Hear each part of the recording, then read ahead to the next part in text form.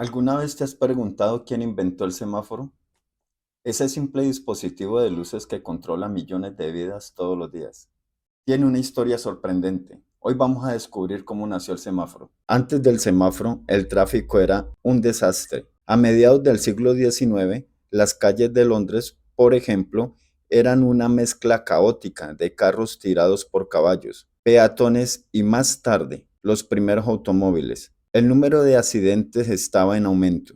El primer intento de controlar ese caos fue en 1868. Lo inventó John Dean Knight, un ingeniero ferroviario británico. Instaló un semáforo manual frente al Parlamento en Londres. Era un poste con dos brazos móviles, como los de los trenes, y una linterna de gas que cambiaba entre rojo y verde. Pero duró poco. Menos de un mes después de ser instalado, explotó. La lámpara de gas causó un accidente que hirió gravemente al policía que lo operaba.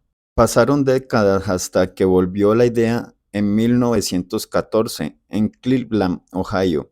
Se instaló el primer semáforo eléctrico. Tenía solo dos colores, rojo y verde, y era controlado manualmente por un operador desde una caseta cercana. En 1920, William Potts, un policía de Detroit, añadió el color ámbar y diseñó un sistema más automatizado, pensando en el tráfico creciente de automóviles. Desde entonces, el semáforo se extendió por todo el mundo.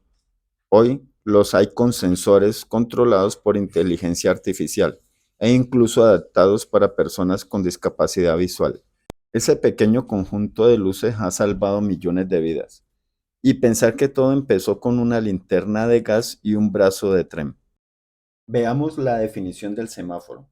Dispositivo electromagnético o electrónico de señalización luminosa, destinado a regular el tránsito vehicular y peatonal en intersecciones, cruces, pasos peatonales u otros puntos de la vía pública. Emite señales visuales mediante luces de colores rojo, ámbar y verde, cada una de las cuales indica una orden específica: detención, precaución o paso, respectivamente. Su funcionamiento puede ser automático, programado o controlado en tiempo real por una central de gestión del tráfico.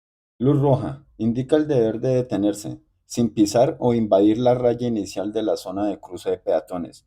Si ésta no se encuentra demarcada, se entenderá extendida a 2 metros de distancia del semáforo.